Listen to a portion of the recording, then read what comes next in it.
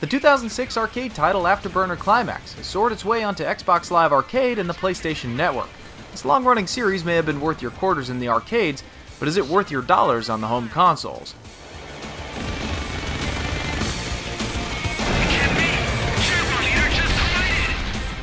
Nostalgia is a powerful marketing tool, as evident by the reinvention of G.I. Joe, Transformers, and the A-Team.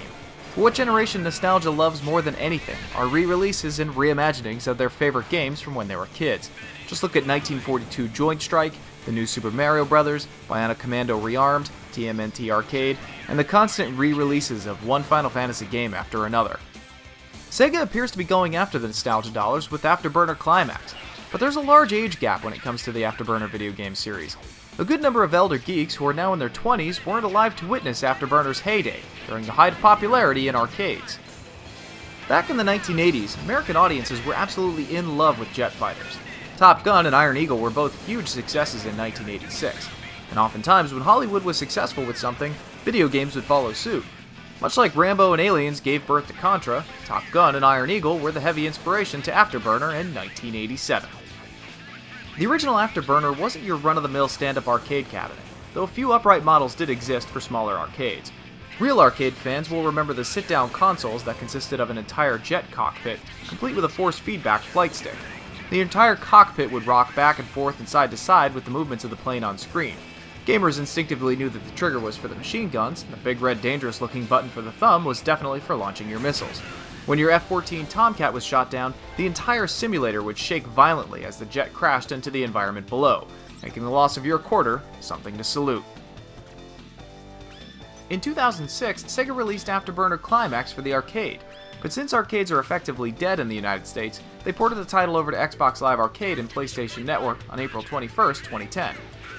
Players choose between the F-18 Hornet, the F-15 Eagle, and the F-14 Tomcat for their at-home shoot-'em-up experience.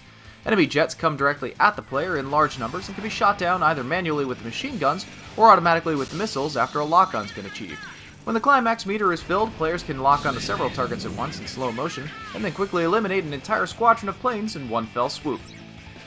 Graphically, Afterburner Climax holds its own, especially for a downloadable title. The jet models all look fantastic and the explosions feel pretty good, most of the time.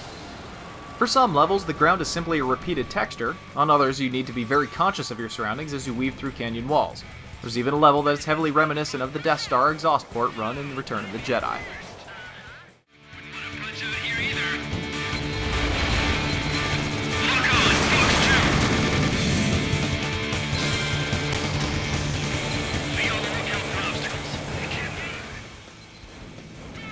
On the downside, the levels themselves are very short and play very quickly. Very quickly. In fact, you can probably finish a round of Afterburner within 30 minutes or less. As you play the game, you can unlock what the game calls EX options that make the game even easier by providing the player auto-locks, constant firing machine guns, increased numbers of continues, and automatically launching missiles. Arcades forced players to improve their skills because if they died, their 25-cent investment went down the tubes. In order to continue, gamers would have to dig through their pockets for another quarter to keep playing, but at home you could just hit the continue button ad nauseum.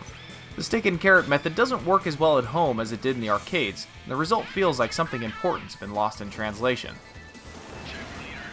Another thing that feels totally lost with this game is actually the use of a controller instead of a flight stick. Granted, Afterburner is hardly a flight simulator, but replacing the rumble of an entire cockpit with a gentle buzzing in your hands just feels sad. So it's unfortunate to see such a mighty series crash and burn. While we love the concept of bringing this generation of gamers a new Afterburner game, the execution needs something more to keep players interested. Afterburner Climax is pretty to look at, but that's where the attraction ends. So if you're feeling the nostalgia itch, refrain from rushing out and downloading this title. $10 could have either bought you 20 or 40 plays of Afterburner in the arcade, and we guarantee you won't be clicking the continue button that many times. Your nostalgia itch will have been scratched long before then. If you'd like more reviews without arbitrary scores, news without sensationalism, and some thought-provoking features, you can find it all at www.elder-geek.com.